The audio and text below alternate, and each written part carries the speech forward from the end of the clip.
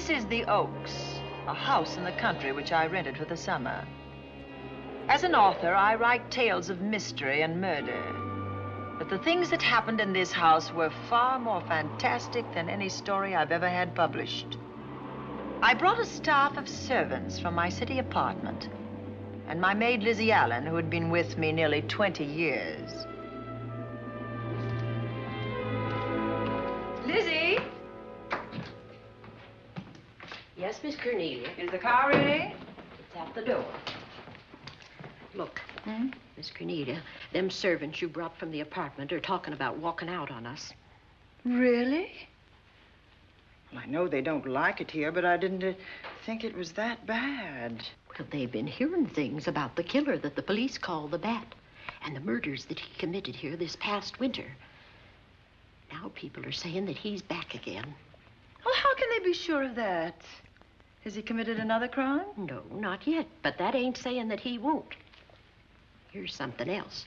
You've heard about the bats they have here. Animal bats, the kind that fly. Yes, yes. Look what it says in this magazine. This is a report from the State Health Department, and it says some of them bats is rabid. Well...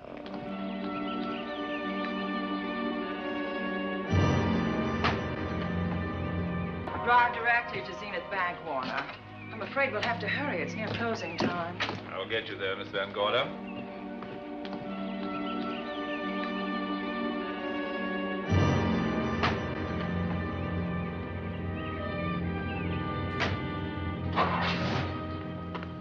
Thanks again. Miss Van Gorder. How do you do, Mr. Barry? How are you? I'm very well, thank you. You remember Lizzie Allen? Of course. Hello, Miss Allen. How do you do? So you're spending the summer with us again? Yes, yes. I've leased the Oaks, the home of your bank president, John Fleming. I heard you had. I was surprised. Why? Is there something the matter with it? No. I was surprised because Mr. Fleming said he would never rent it. Oh? Well, I rented it from his nephew, Mark Fleming, who has the real estate office here. He said his uncle would be gone the entire summer. That's right. Mr. Fleming's in the North Woods now with his physician, Dr. Wells. Oh, pardon me. Dale, I want you to meet my wife. We were married at Christmas time. That must have been nice. Believe me, it was. Oh, here she is. My wife, Miss Van Gorder, Miss Allen. How do you do, Mrs. How do you do? Cornelia Van Gorder. Yes. Oh, well, I've read every murder mystery you've ever written. I just adored that weird one, The Private Morgue of Dr. X, even though it gave me the shivers. Only the shivers? Scared hell out of me. Oh. Well, I really mean that Miss Corney killed them off in that one. When you refer to my books, please don't call me Miss Corney. Pardon me, Mr. Bailey. Mr. Hines is here to see you. Oh, yes. Excuse me, please. Don't be strangers now. No, no, I we should won't. say not. Oh, so you're a bride. Well, not quite. Not since Christmas. No, I'm sure I've seen you. Well, I used to be my husband's secretary here in the bank. Of course I remember. May I welcome our most distinguished visitor back to Zenith? Oh, that's very charming, but, Lieutenant Anderson. Lieutenant Anderson, of course. Chief of Detectives of the Zenith Police Department. This is Miss Allen. Miss Allen. How do you do? Lieutenant Anderson is one of our favorite citizens. He's on the bank's board of directors. Not bad for a policeman. You must have made a good thing of it. Well, I saved my money, if that's what you mean. It's near closing time, and I've got some business in the safe deposit vault. Please come and see me, Mrs. Bailey. Oh, I'd love to. And you, Lieutenant. Thank you. Goodbye. Goodbye. Nice to meet you. My, what a charming woman. She moved into the Oaks just the other day. That house is a proper setting for a writer of mysteries. Oh, it certainly is. Vic, what's the matter? Come in here, both of you.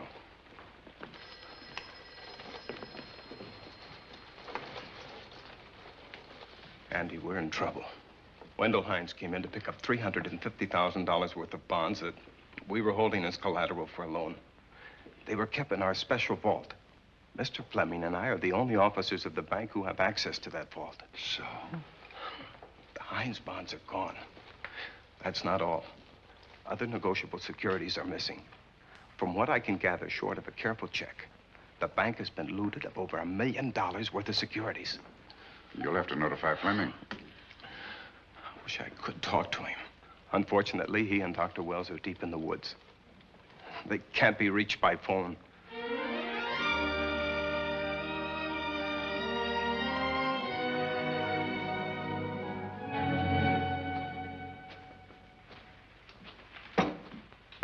What is it?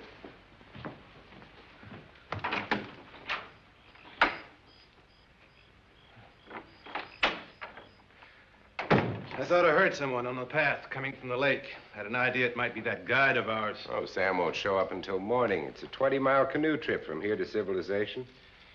5 will get you 10. Sam has a message for me. I thought you told him at the bank not to bother you. I did, but they'll bother me. Doctor, Yes, John. what would you do for $500,000? Anything short of murder. Why not murder? Too messy. Too great a risk? For $500,000? Yes. I pinched $1 million from the bank. Well, I'm not kidding. I embezzled it. Not that I think you wouldn't do it if you thought you could get away with it. I got away with it. I'm not talking about currency. I took negotiable securities that could be converted into cash. I have the cash in 10s, 20s, and 100s. Well, I'm your doctor, not your lawyer. Why tell me this? You'll find out why. Who's going to take the blame for the robbery? Bailey, the cashier. They'll never suspect me. I like Bailey. Well, so do I. I love the guy. I gave him his first chance. He has a lovely little wife. Charming girl. Was the best man. Where's the $1 million? In my family's tomb in Zenith. In the crypt with my father's casket. I don't buy that, John. No? No.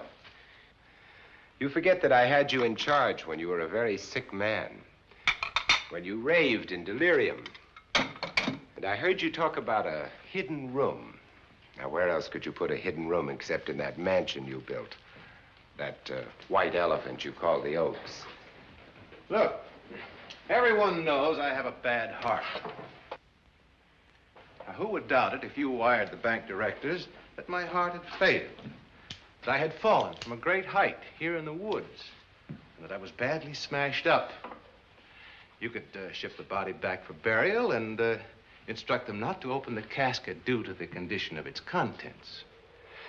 Well, you realize, of course, that we'd have to have a body to put in that casket, which means that we'd have to deal with an undertaker at this end. Of course. Well, where do we get a body? Couldn't we provide one of our own? How about Sam? Sam, our guide? Sam weighs about as much as I do. He's practically a hermit. He wouldn't be missed for a long time. The local undertaker would know him. Not if we made him look as if he'd been in a serious accident. But if Bailey's going to take the blame, why'd he have to do this? A jury might acquit him. In that case, I'd be a logical suspect. I could disappear, of course, but it's safer if they think I'm dead.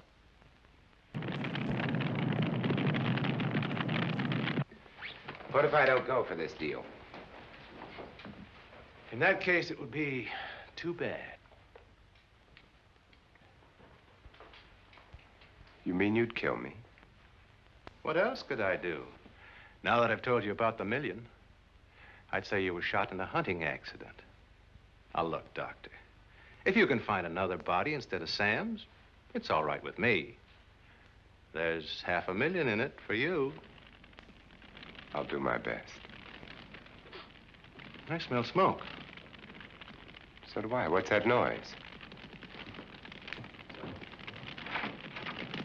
Look, Doctor, the woods are on fire. It's coming this way.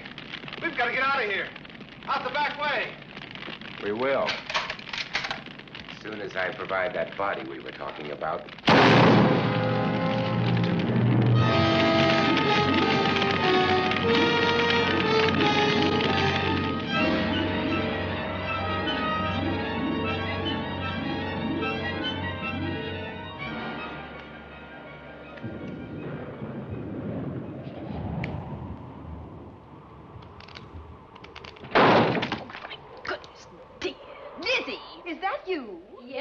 Cornelia. There's a storm coming up, and it's gonna be a snorter. The wind nearly blew the door off its hinges. Well, that noise blew my game higher than a kite. I think I've lost some of the cars. Oh, I'll get them for you. Oh, I see you found the paper. Drat that paper boy, scooting by on his bicycle, just chucked it into a clump of bushes and let it go at that. For land's sake, Mr. Vic Bailey's been arrested. Oh? I think. Victor Bailey, vice president and cashier of the Zenith Bank, was arraigned before United States Commissioner Alvin Fielding, charged with the embezzlement of over $1 million. I can't believe Vic Bailey had anything to do with that robbery. Oh, well, I see our landlord is home again. Landlord? Mr. Fleming. Dr. Malcolm Wells is back in town with the body of John Fleming, president of the Zenith Bank, who was killed in a forest fire. Mr. Fleming will be laid to rest in his family's tomb on Friday. And I hope he stays there. Well, why shouldn't he? Well, this is his house. And ever since he died, some funny things have happened here. For instance? The housekeeper, the cook, and the butler said that they heard strange noises at night. And the upstairs maid swore that she met a man without a face coming up the back stairs. Oh, so that's why they quit and left me to run this place without a staff. They didn't tell you, Miss Corney, but the truth is they were scared to stay. But you're still here, Lizzie. Haven't you seen anything? No. No, and even if I had, I ain't afraid of ghosts. They're afraid of me. Honest, Miss Corney, a spiritualist told me once that ghosts was allergic to me. But this Bat feller they keep talking about in the paper, I guess he'd be different. No, I don't think you would have the same effect on him. Oh, dear. What are they trying to do? Drive people away from this part of the country? Why, what does it say about the bat? Specialty seems to be killing women. My goodness, 2 of them in one night. All his victims died the same way, like their throats had been ripped open with steel claws. That's a charming little caper. I'll have to try it sometime. In a book.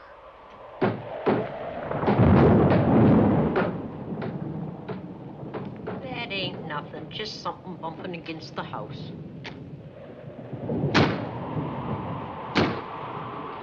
That's just the wind banging a door. Pay no attention to it. Listen to this. One of his victims, who lived for a moment after she was found, described the bat as a man without a face. Honest, Miss Corney, I think that woman must have been exaggerating.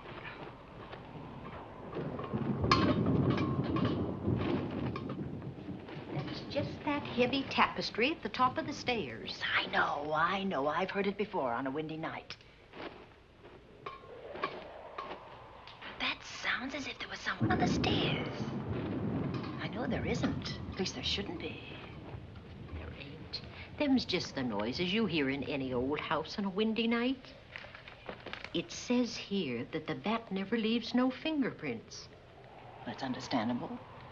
Having no face, he probably has no fingers either. Lizzie!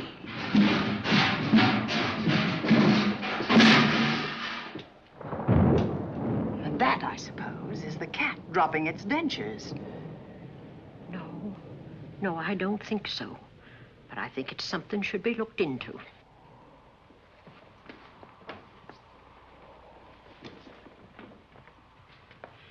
Now, who chucked him down here? The wind, I hope. There must be a window open up there. No, Lizzie. Let him lay. Let him sleep it off. I hope the power lines don't go down and put the lights out. Now, we'll check the windows in the living room and draw the curtains, and then we'll go to bed. Yes, ma'am.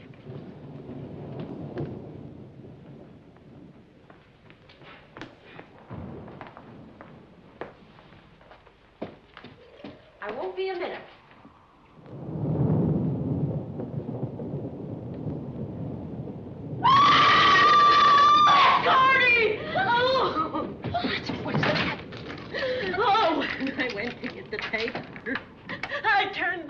off. I forgot to turn it on again. He's out there. He was coming in. He might have got you. Oh, but he didn't, and he's still out there, thanks to you. Now, you hurry now, and we'll call the police. No, I won't leave you, Miss Coney. Are you okay? Yes, ma'am, I'm okay. Okay.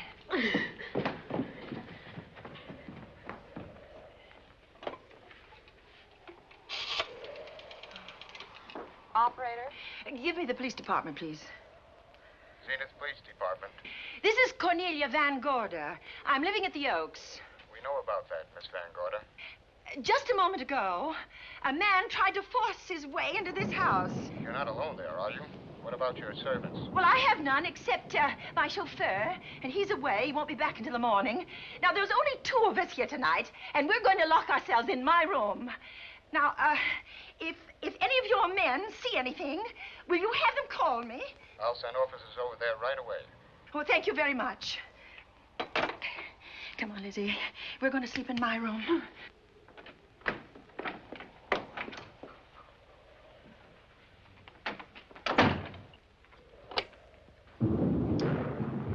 Well, nothing can get at us in this room now, I think. This door seems good and solid. Like the door to a tomb.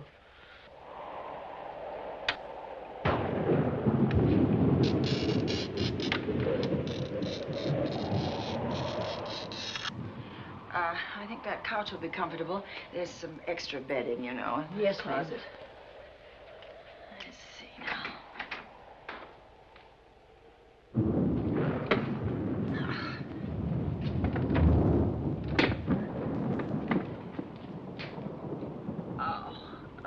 Huh? No bolt. Well, that's not so good.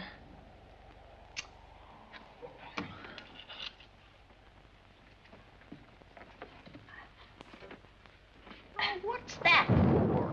That, my good woman, is a booby trap. If anybody tries to open this transom, this will be knocked off, and we'll hear it fall.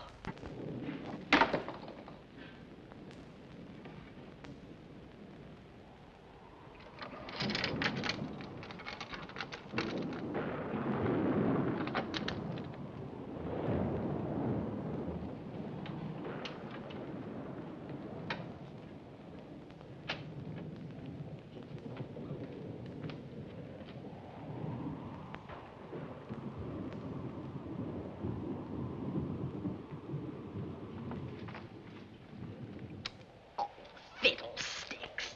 I forgot my night things, my robe, my gown, and my slippers. I'll go get 'em now. Now, wait a minute, Lizzie. I'll go with you. Now, don't you bother, Miss Cornelia. My room's just down the hall. Lizzie, I told you to wait. It's all right. I'll only be a second. Get in here. Get in here.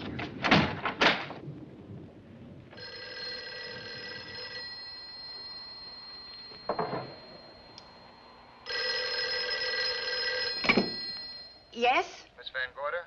Yes? Zenith Police Department. There's a police car just outside your house, and the officers in it have reported that there's no sign of a prowler anywhere on the grounds. Well, the man's inside now. He's in the hall, just outside my bedroom. Have your men break through the kitchen door and search this place from top to bottom. Okay, Miss Van Gorder. Sit tight. I will. I have a gun, and I know how to use it.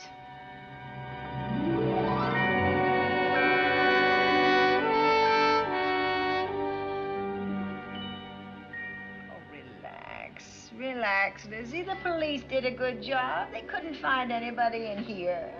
But we both saw him, Miss Cornelia. All right, so he got away. But there are men on guard outside, so just try and get some rest. There's nothing can get at us here.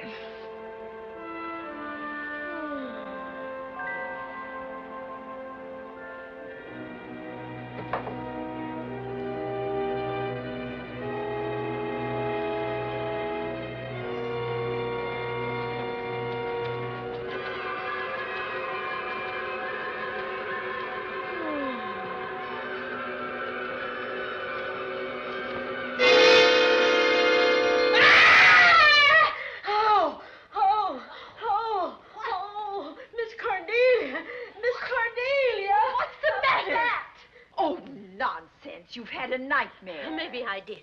But there was a bat in it, and it bit me. What? And it flew in that closet. Oh, good gracious, Lizzie, you're right. Oh.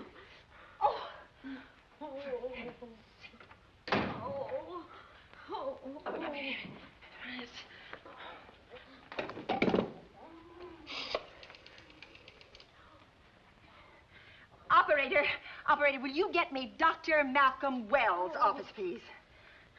No, I don't know his number, and I have no phone book up here, but this is an emergency. Will you connect me with his office, please? Oh, dear, I'm going to get the rabies. Hello? Hello? Dr. Wells' office? This is a call service. Dr. Wells is out at the moment, but if you'll give me your name and number, I'll try to locate him. Well, this is Miss Van Gorder of the Oaks. My maid has just been bitten by a bat that may be rabid, and she must have treatment as soon as possible. And I was told that Dr. Wells was the nearest physician. I'll try to find him for you, and if I can't, I'll send you another doctor. Oh, well, thank you very much. Oh, he's out on a case. Oh. Oh, I hope it's not a delivery. A baby, I mean. They can be terribly complicated. It never bothered me none. Oh, Lizzie, you never had a baby. Of course I didn't. That's why they never bothered me. Oh, does it hurt, huh? Little.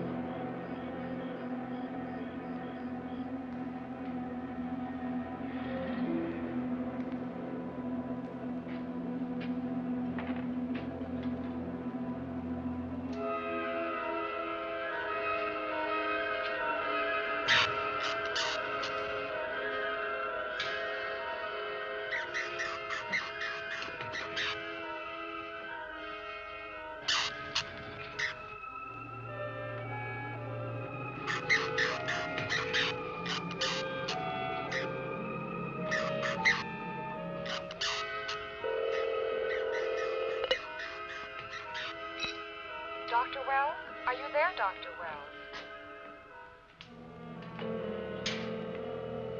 Are you there, Dr. Wells? This is the operator. Your call service is on the wire. It's an emergency. This is Dr. Wells. This is your call service, doctor.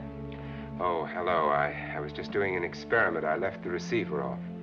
That's what I thought, but I kept trying. Miss Van Gorder at the Oaks called and said that her maid had been bitten by a bat, and she's afraid it might be rabid. What? Oh, all right. Tell her I'll be right over there.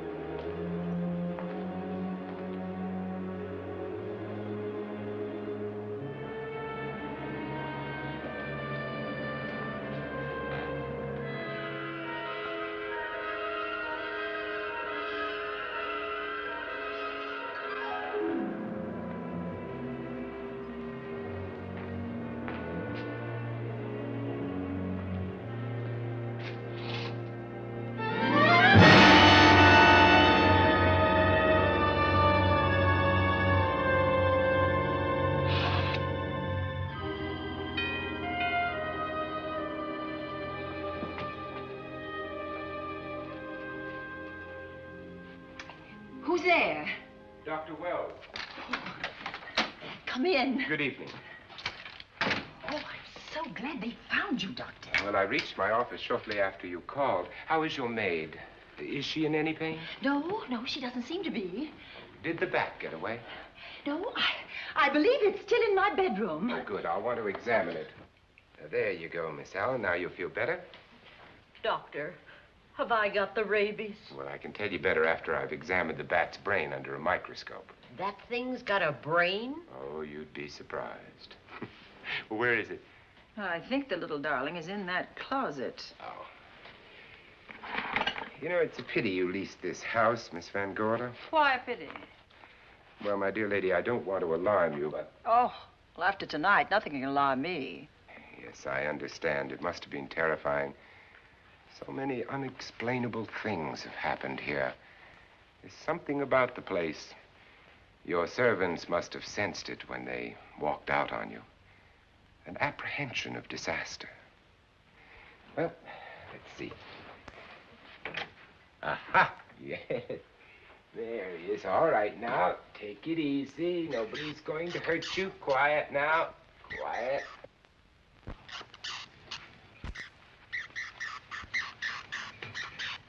He looks quite normal. Doesn't seem to be sick at all.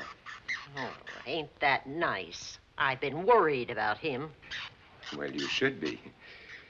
From his appearance, I'd say that he doesn't have any infection. In which case, you've had a narrow escape. Now, you take one of those tablets I left for you, and I'll guarantee you a good night. And I'll drop in on you tomorrow. Oh, thanks for everything, Doctor. Now, don't worry, I can find my way out. Oh, I know you can, but do let me help you. Oh, don't forget that once I'm gone, you'll have to climb those stairs alone. Oh, I'm all right. I'm armed now. Can you, shoot one of those things without shutting your eyes? Oh, Doctor, there are guns in every book I've ever written. I don't write about things I'm unfamiliar with. Lock the door, Lizzie. Good night. Yes, ma'am. Good night, Doctor.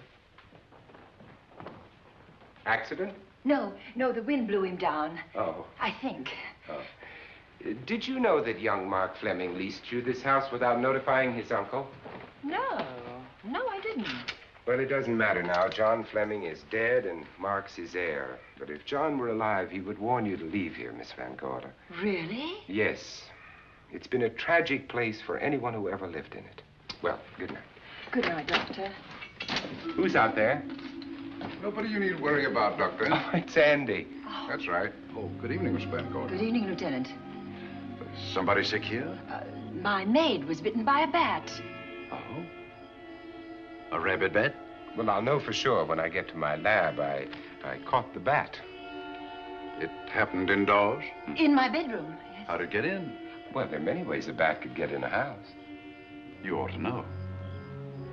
I spotted this hole in the window the minute I got here. Why?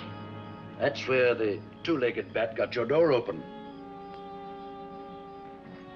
Miss Van Gorder told me that she phoned headquarters at Zenith. Yes, I phoned twice. The second time was after the prowler got in the house. Weren't headquarters, Andy? No, but they contacted me. An officer came and searched the house from top to bottom, but they couldn't find the bat. You better have this window fixed tomorrow. Oh, yes, I certainly shall. Yes, and I'd better be going.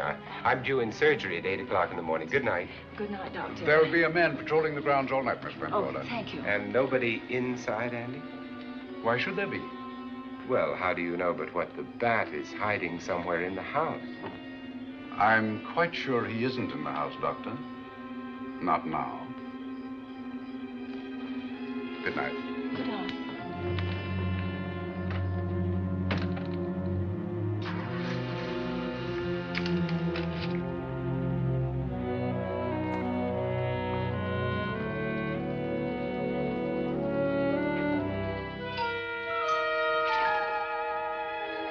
Hi, Andy. Hello, Mark. Well, congratulations.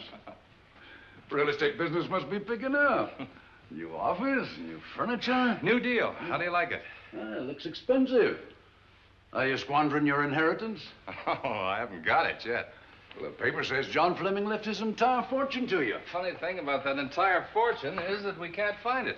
No kidding. Oh, all Uncle John had in his bank account was a couple of $100. And his safe deposit box was empty. If we don't find that missing million, mine will be empty, too. How come? Well, all my savings were invested in Zenith Bank stock. The examiners won't certify the bank as solvent until those stolen securities are found. So the stockholders have voted an assessment that'll wipe some of us out. It's a cinch those securities have been converted into cash. And if I can't find that cash, I'm sunk. Well, where are you going to look for it, Andy? Here in Zenith. Your uncle wouldn't take $1 million on a hunting trip, would he? You suspect Uncle John? Why, Andy, he founded the Zenith Bank. That'd be like robbing the family tomb. You think he wouldn't? Well, besides, Vic Bailey's fingerprints are all over the vault. Now, they didn't find any of Uncle John's fingerprints. Because he wiped them off. Can the defense prove that? They'll try to. Judy Hollander, Bailey's secretary, is a defense witness. And they believe her testimony will have a powerful effect on the jury. Oh, well, she has a powerful effect on me. Judy's a doll. Here's the book you mentioned, Judy. It's your newest one. Yes, it's just been published. You can have that copy if you wish. Oh, it's a first edition and you've signed it. Yes, of course. Thank you so much. May I serve tea now, Miss Van Gorder? Yes, please do, Warner. Thank you.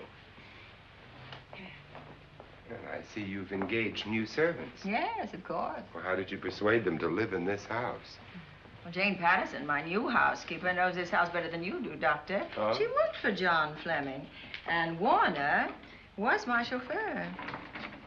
Chauffeur turned butler? It's incredible. He can play any part at a moment's notice. Did you get a plumber, Warner? No, we can't get a plumber for 3 days, madam. What about that leaking pipe? The basement will be flooded in 3 days. Now, the pipe is no longer leaking. You mean it's dried up of its own accord? No, not quite. I packed the elbow where the water was coming out. Packed the elbow? Oh, where did you learn how to do that? Well, into each life, a little rain must fall, and a careful man learns to keep himself dry. Now, is there anything else that you require, Miss Van Gorder? No, not at the moment, Warner. Thank you, madam. Now, there's a character. How long did you say that he worked for you as chauffeur? About 3 months. Well, I hope he doesn't have a police record. My dear Dale, it may interest you to know that the last night of his life, John Fleming told me that he loved your husband like a son. If Fleming were alive today, he would be fighting to prove Vic's innocence. Could Mr. Fleming prove his own innocence? Miss Van Gorder, can there be any doubt about it? There will be when Miss Hollander testifies at Vic's trial. Oh? You know something that we haven't heard yet, Judy? Something I saw with my own eyes. She's not permitted to say what it was. My dear girl, I wouldn't think of asking her. But let's assume for a moment that Fleming did steal the $1 million. Now, what would he do about it? Where is it? Hidden someplace where he could lay his hands on it without getting caught in the act. Now, if I was writing this, instead of living in the middle of it, I'd hide it right here in this spooky old house. Under a loose floorboard or up a chimney? If Mr. Fleming had the nerve to steal $1 million, he'd make his plans well in advance. I'd say he'd prepare a place to hide it. Possibly when this house was being built. Now, I rented this place from Mark Fleming, his nephew. I wonder if he'd have the floor plans. I'll ask him. Yes. Lizzie, will you bring Mrs. Bailey the phone? Oh, you ask him now. Okay. His number is Summit 7537. Oh, thank you, Lizzie. Summit 7537. Not bad, eh, Andy? That means new business. Now, you see, somebody wants to buy a house. Mark Fleming speaking. Oh, hello, Dale. Well, hang on a minute, honey, while I see if I have him. It's Dale Bailey, all excited. Miss Van Gorder wants to know if I have the floor plans of the Oaks. Now, what would she want with the floor plans? Well, she suggested to me that your uncle might have hidden the bank loot there. Are the plans here? Well, somewhere in the house itself. Wait a minute, there is a place where Uncle Johnny might have kept those blueprints. What place? Well, I heard him talk about it a good many years ago. I can't be sure of the exact location. Anyway, I don't think the old boy had the guts to steal $1 million. But if I find those plans, I'll let you know, Andy. Hello, Dale. Look, honey, I haven't seen those plans since I was a kid, but I'll come over tonight and maybe we can find them. Thank you, Mark. We'll expect you.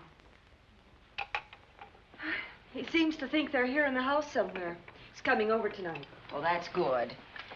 Dale and Judy are my house guests for the weekend. Would you like to have dinner with us tonight? Oh, no, thank you. I couldn't. I still have a few calls to make.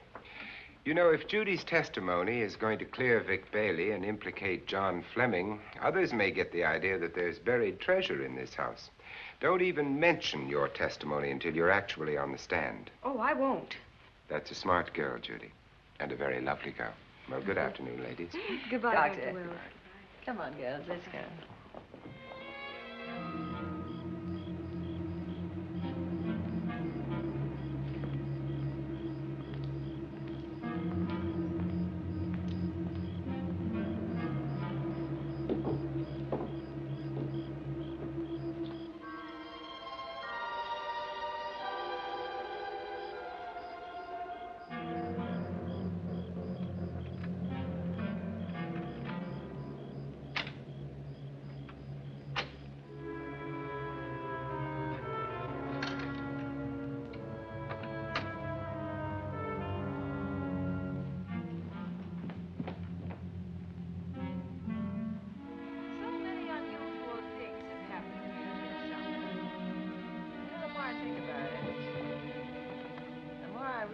I should be putting them down on paper.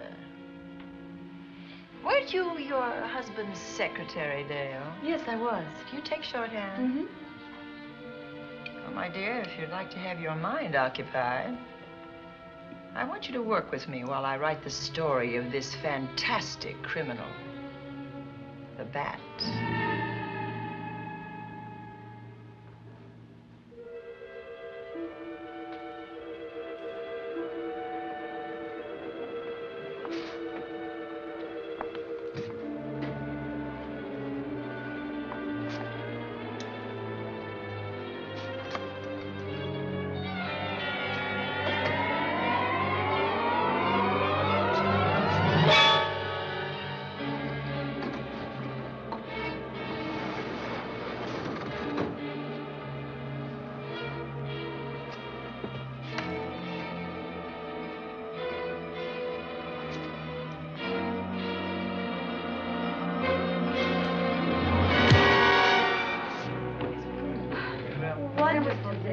Thank you. It's really nice. A good dinner, Lizzie, as usual. Wonderful. Oh, what a lovely piece of silver. It's an original, isn't it? Yes, they still use them in England for buffet breakfasts. Some hot water in the bottom. Should keep us hot, your sausages and your scrambled eggs. Interesting. It's very useful. Really nice.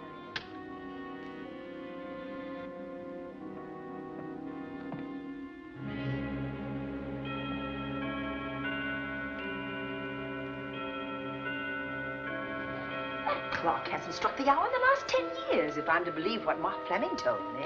Why is it angled away from the wall like that? I don't know. Somebody must have moved it.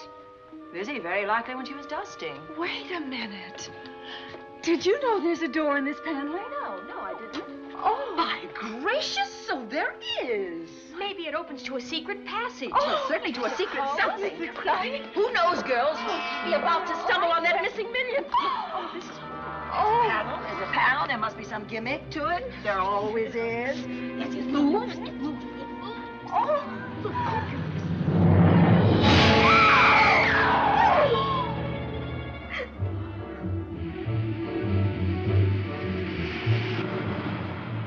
Calling car 11. Calling car 11. Proceed to the Oaks in Zenith Township immediately. A homicide has been reported. Okay. Proceeding to the Oaks. Notify the county coroner, Dr. Wells. Tell him to come to the Oaks at once.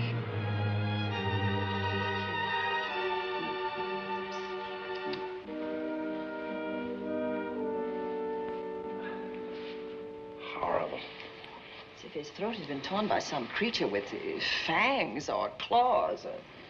That's his sign. We found it on the others he killed. I'd hoped those reports that he was up to his old tricks again were pure imagination, but apparently they're based on fact. He's come back. Back to the scene of his kills. Yes, that's who I mean.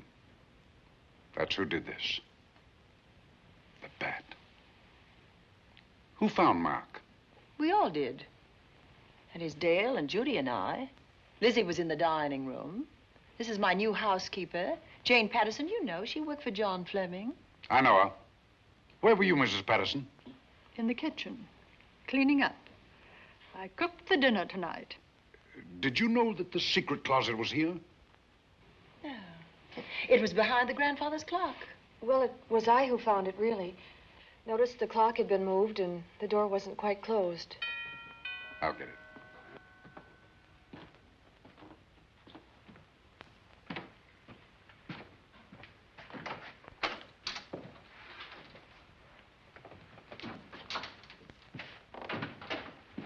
Who is it?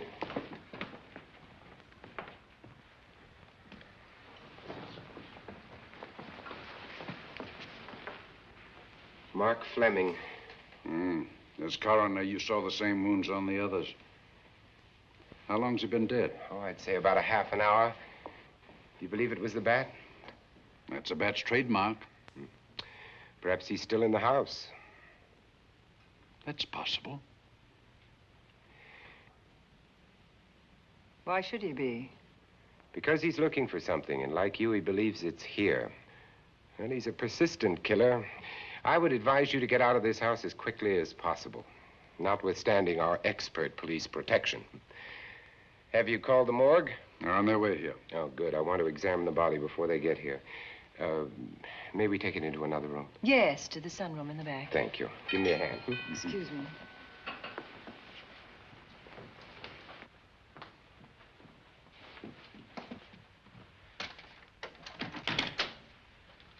Oh, Warner, where have you been?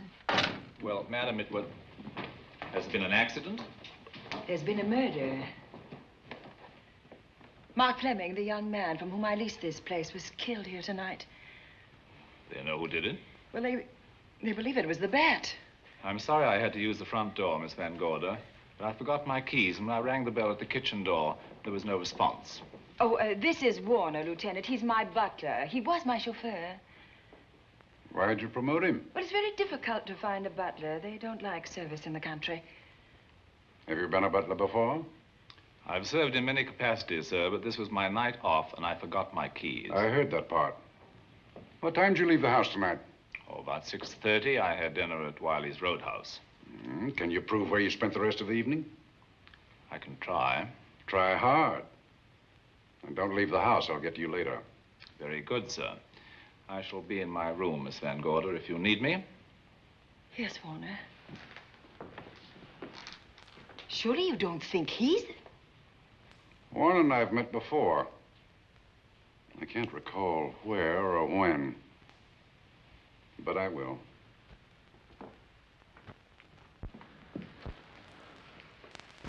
There'll be a crew here shortly from headquarters, dusting for fingerprints, taking photographs. But in the meantime, Mrs. Patterson, you aren't leaving the house tonight, are you? No, Lieutenant. Don't. I'll talk to you in the morning. Good night. Good night, sir. Good night, Miss Van Gorder.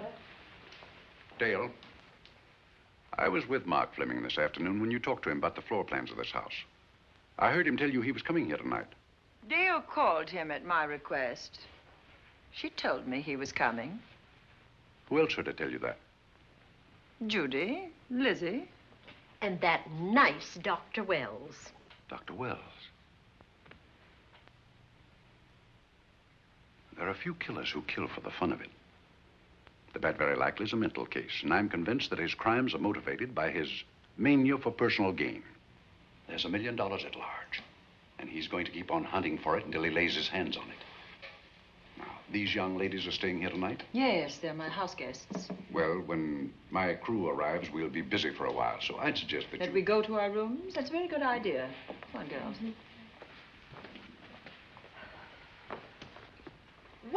police guard for this house tonight, Lieutenant. You've got one.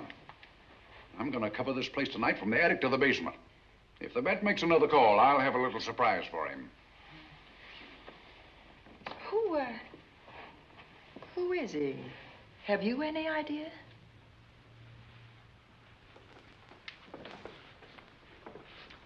He could be anybody. So far, there are clues to his identity, but nothing we could take before a jury. I'm afraid we must look higher than the criminal world. He may be a merchant, lawyer, doctor, scientist, one of the pillars of his community. Ladies, lock your doors tonight. Stay behind them. I promise you you'll be safe. Good night. Good night, Lieutenant. Good night.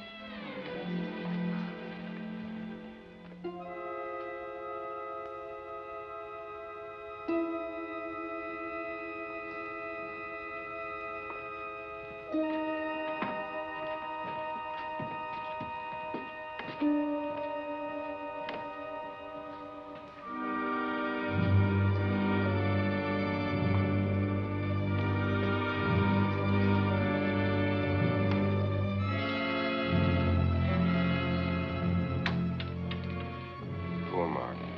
Yeah, it's a pity. So young. Well, Doctor, do you agree it was the bat? In my report, I shall say the death was caused by the same technique used in the other killings. A paralyzing blow to the throat, followed by severe lacerations of the jugular, resulting in excessive hemorrhage. In a layman's language, he didn't know what hit him. Oh, he knew. But he didn't have time to think about it.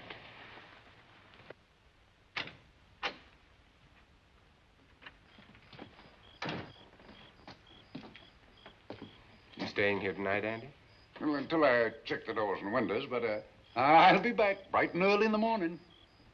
Neither snow, nor rain, nor heat, nor gloom of night stays these couriers from the swift completion of their appointed rounds. A lot of people are due for a shock when I close this case. Yes, I'm sure they are. Good night, Andy. Don't get hurt. Good night, Doctor.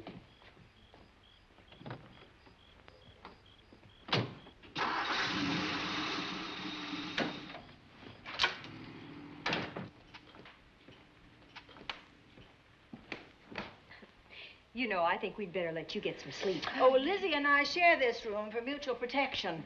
You know, one night, a storm blew the wires down, put the lights out, and I went out the next day and bought a half a dozen of these things. You better take one with you, Dale. Oh, thank you. We'll go across the hall now. Are you sure there's nothing else you need? Oh, no. Quite sure. We'll be all right. Well, if anything bothers you, you just sing out, and 2 strong women will come to your rescue. Oh, nothing will bother us. Not with Andy on the job. No. Well, good night. Good night, Miss Van Gordon. See you in the Don't worry, everything will be all No, right. we won't. Good night. Good night.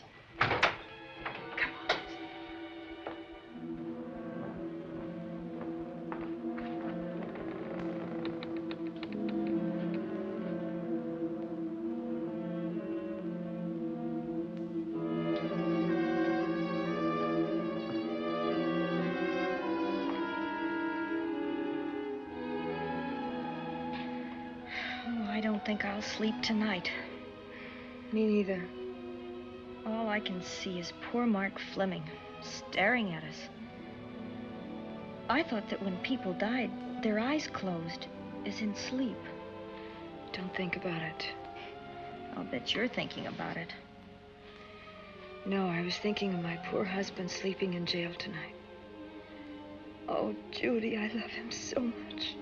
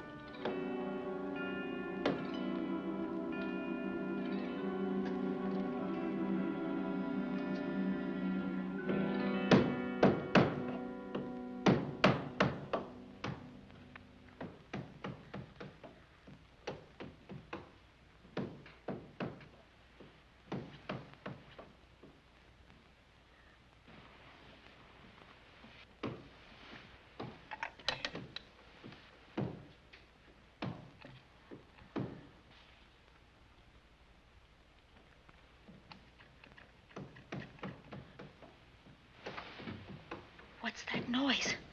Oh, I don't know. I kind of fell half asleep. For a moment, I thought it was something from a dream. It's somewhere in the house. Yes, on the floor above. Not directly over us. Probably a room overlooking the driveway.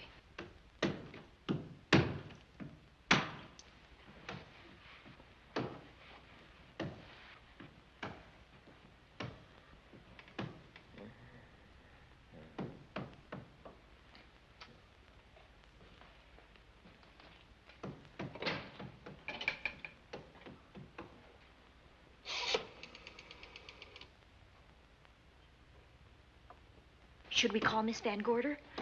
She'll hear it. How can she help but hear it? Oh, besides, we don't want her to think we're a couple of hysterical women. Well, I'm about to become one. Dear. I had it for one night. Dale, you're not going out in that hall. I want to know what's happening up there. But Lieutenant Anderson said if we stayed behind our locked doors, we'd be safe. Vic isn't safe locked up in that jail. Suppose that stolen money is in this house. Mark Fleming seemed to think it was. Maybe that's what somebody's looking for.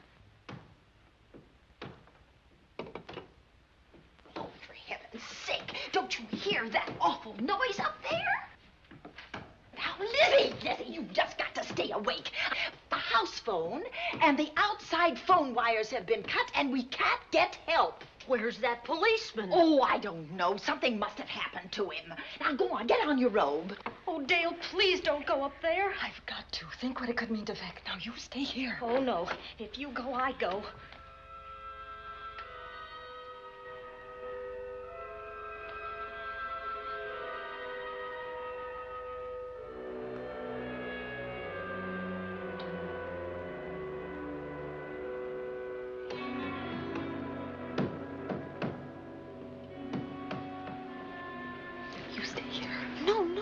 You go up there alone. You wait here. I'm going to see what it is. Oh, please let me go with you, Judy, Dale. will you warn me if anyone comes? I'll only be a moment. Now, wait.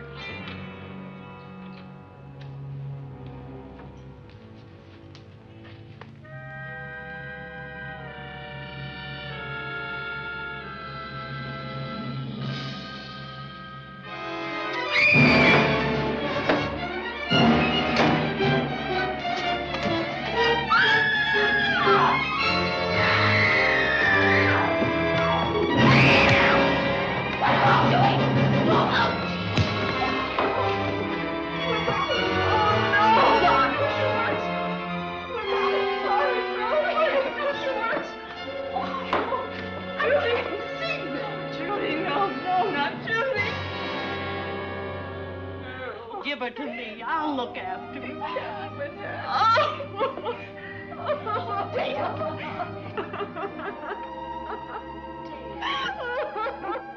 Poor baby.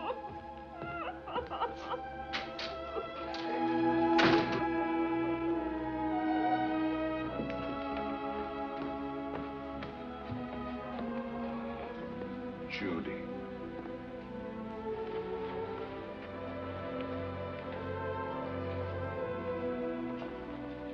The bat. Yes, the bat. He caught her at the head of the stairs. We saw him rushing down the stairs as we came out of the room. I hurled that after him. I hit him, I believe. I'm going to cover this place from attic to basement, you said.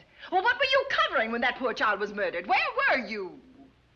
I saw a man outside in the grounds. I went out there and hunted him. I heard him in among the trees, and so I followed the sound of him as far as the brook down near the back road. And then I lost him. I'd rather give my own life than have this happen to Judy. But I told you to stay in your rooms and lock your doors and stay there. What was she doing at the head of those stairs? That was my fault. They heard a strange noise. Heavy pounding in one of the rooms on the 3rd floor. We all heard it. I wanted to see what it was. Judy, well, she wouldn't let me go out by myself. I made her stay on the balcony. What about your new butler? Oh, well, he's in his room, I suppose. Oh, Mrs. Patterson. Oh, yes.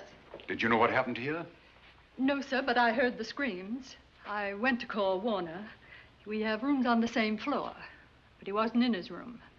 His bed hasn't been slept in. If Mrs. Patterson heard the screams, Warner could certainly hear them.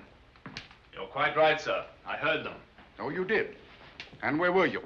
Outside in the grounds. Miss Holland has been murdered. No. Oh, so you're surprised. Shocked. Well, I've seen better performances. I remember you now. Your name's not Warner. I've got a circular in my office with your picture on it. The Chicago police not so long ago were hunting for you in connection with the robbery. You're right again, sir. And they found me and they tried me and I proved my innocence and I was acquitted. That could have been a lucky break. Where were you when this child was killed? I told you before, sir. Outside. What were you doing there? I was following you. I saw you leaving the house, and it seemed that you were hunting someone. I thought you might need some help. Oh, yes, sir. I followed your flashlight down through the trees. Then it disappeared. And then suddenly, as I was staring out into the darkness, I was struck by something on the back of the head. The next thing I knew, I was lying on the ground. I realized I'd been knocked out. I wish you had been knocked out. But then we'd have found you with your mask still on your face. You were hit here in this house with this poker as you were rushing down those stairs after that child was killed. Oh, no, sir. You can't pin this on me. I'm not the bat. I've never killed. I couldn't kill. I won't take the rap for this.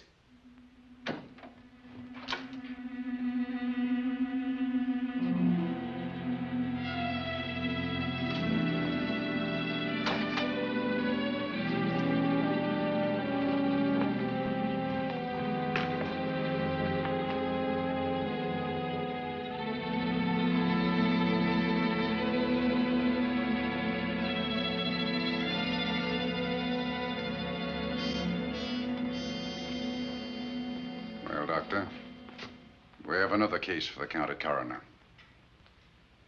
You see, the bat came back. Why did you come back, Doctor? Well, I had an accident about a mile down the road. The right rear wheel of my car came off, and I plunged into the ditch. This was the nearest house, so I came here to call for help.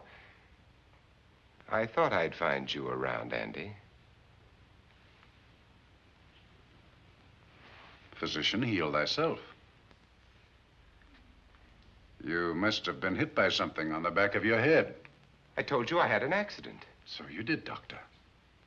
So you did. I could be wrong. But maybe I'm not. We shall see. All right, dear, let's start a new chapter. For days, the murders held the headlines. Lieutenant Anderson grilled us and ransacked the house from top to bottom. Warner was not placed under arrest, but his every move was watched. At night, except for a detective on guard in the house, the police and the reporters left us alone. And on one of those nights, without telling Lizzie or anyone else, I pursued a secret investigation of my own.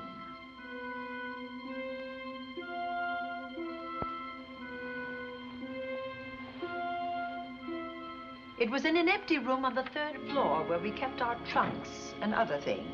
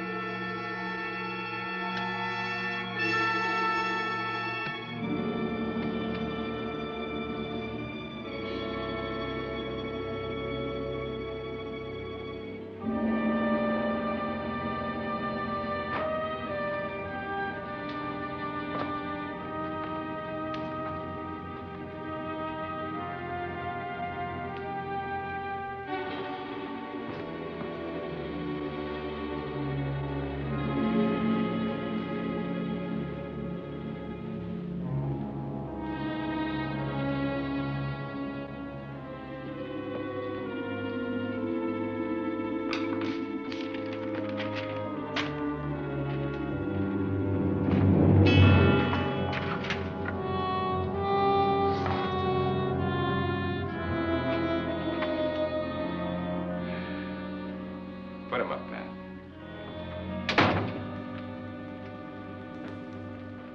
It's a bright idea to kill me in my own lab and let people think that I'm the bat. But you had to kill me first. What was it to be, ambush? And clever as you are, you're not smart enough to do that. Nor were you smart enough to find the money, though you came quite close to it. But I know where it is. And when you're dead with that sign pinned on your chest, I'm going to collect it and live happily ever after. He destroyed himself. How true that will be. Well, goodbye, Bat. Here's a serum that will heal you whether you're rabid or not.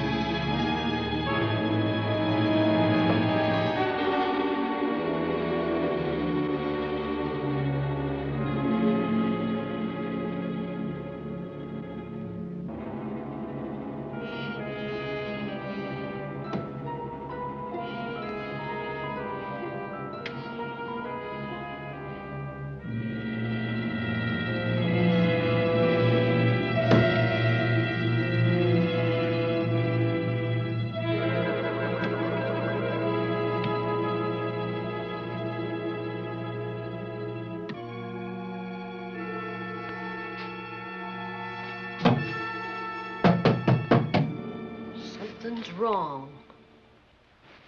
Something's wrong.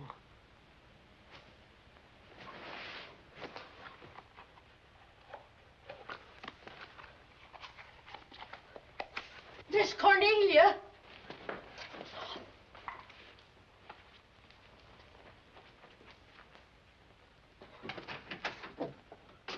Miss Cornelia.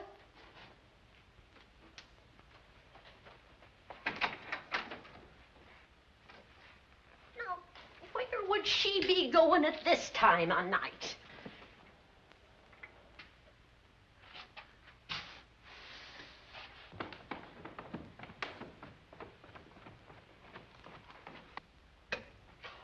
Well, land sake.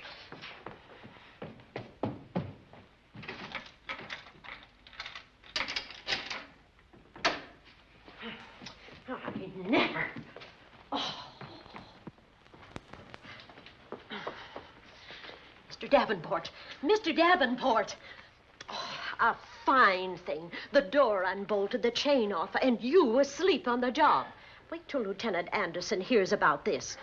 Come on, wake up. What's the matter with you? I don't know. My head hurts. My whole body's numb. Here, take a sip of this. Try to snap out of it. I'll be back in a minute.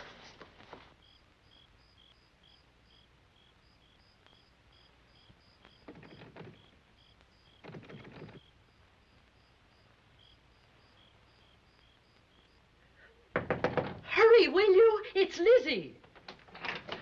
I'm terribly worried. I can't find Miss Cornelia anywhere, and something's happened to the policeman. I don't know what. Get Warner. Bring him to the drawing room. Tell him we need him.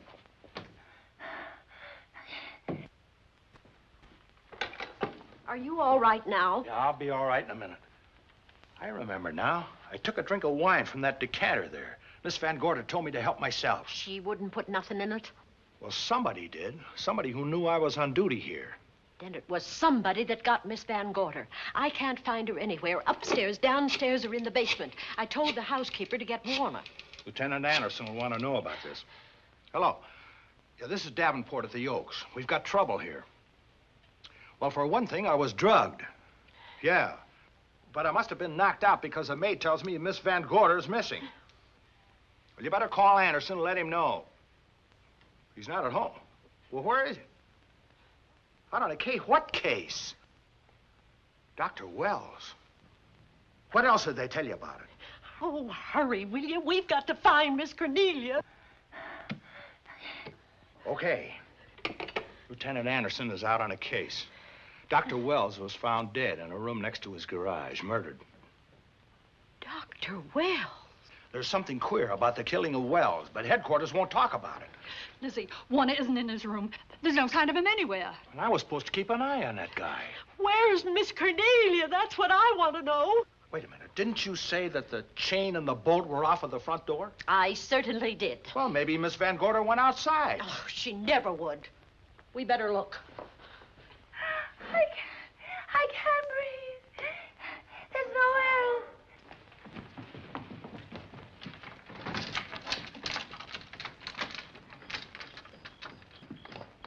Miss Cornelia. Oh, Miss Van Miss Gorder. Cornelia. Miss Cornelia. Miss Van Gorder. Look. There's a light in that room on the 3rd floor. Were you up there tonight? Well, of course I was, but I turned the lights out before I came downstairs. Then Miss Cornelia might have turned them on again. That's why we're going to look first. Come on.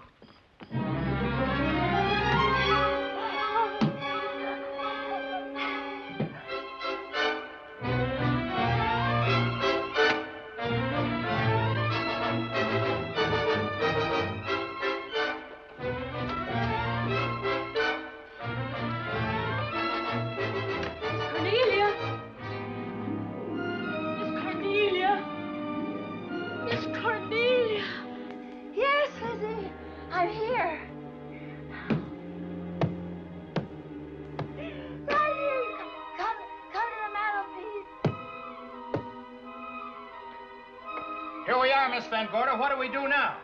Over the mantel, there are 5 panels. Strike it with your hand.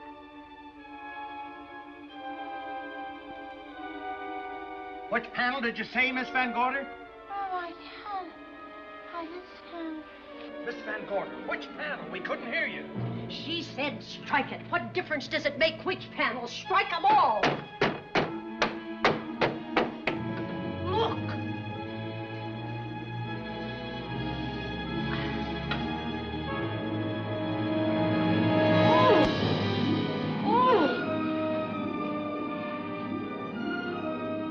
Oh, it's all right now. It's all right, dear. Lizzie's here.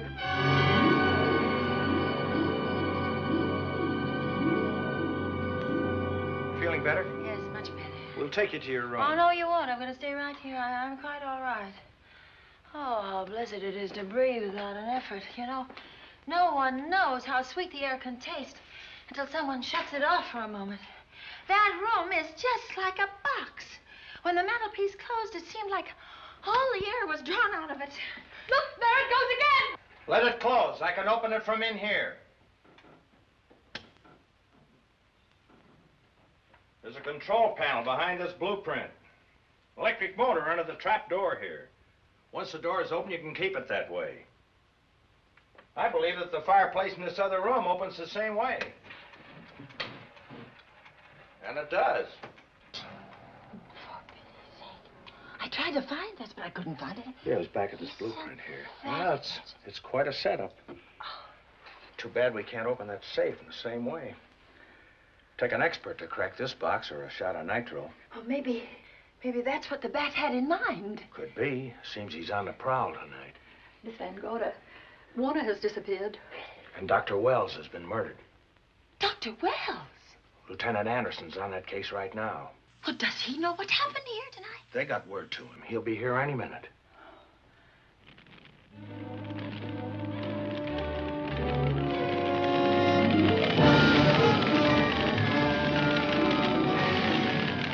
What's that noise? Miss Van Gorder, the garage is on fire. Scott, look at that. Lizzie, put that light out in the other room. Now, where are you going? to report the fire. Well, you just stay right here. But Miss Van Gorder, the garage. Well, let it burn. You watch the stair. Can't you see that fire was set to get us out of the house? Out of the house? Were you talking about the... Yes, I'm talking about the bat. Now that the lights are out, he'll think his trick has worked, and we've gone. He'll be here any minute. Well, so will Lieutenant Anderson. I hope so, but the bat will be here first. And he'll kill again if we're in his way. We've got to be as clever as he is.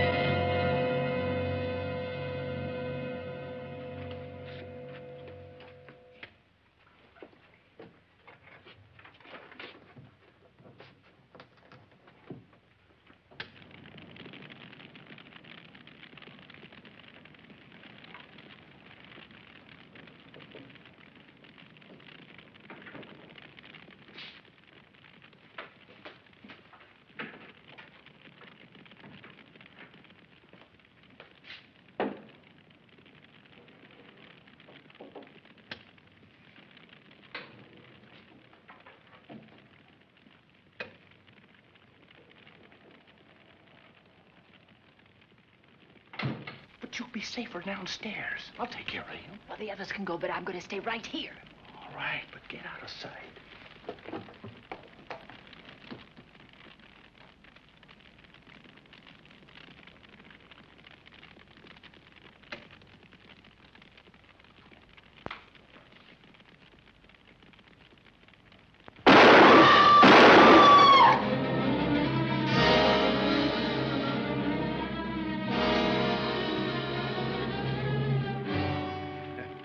Let's face it, ladies, and get it over with. Others have seen my face before they died, but I'll have to deny you that pleasure. This would make a good scene for your book, Miss Van Gorder, but I'm afraid you'll never write it.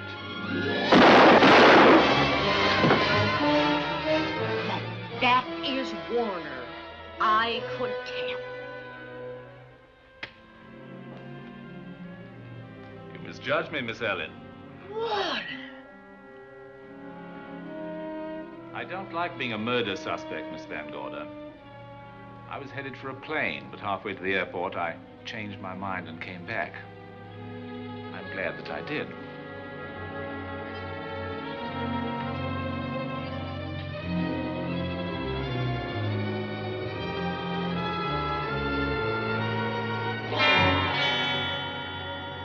Why, it's Lieutenant Anderson.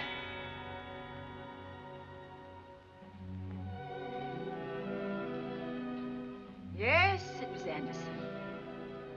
He'd discovered the secret of the hidden room and was waiting to get into it and open up the safe. We found the money in it, a little over $1 million in tens and twenties and hundreds. Good old Andy.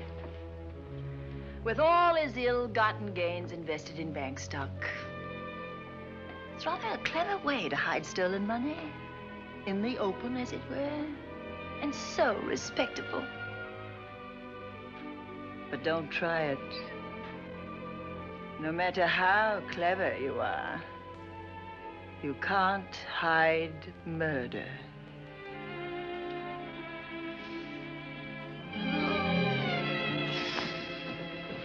Well, that's it, Dale.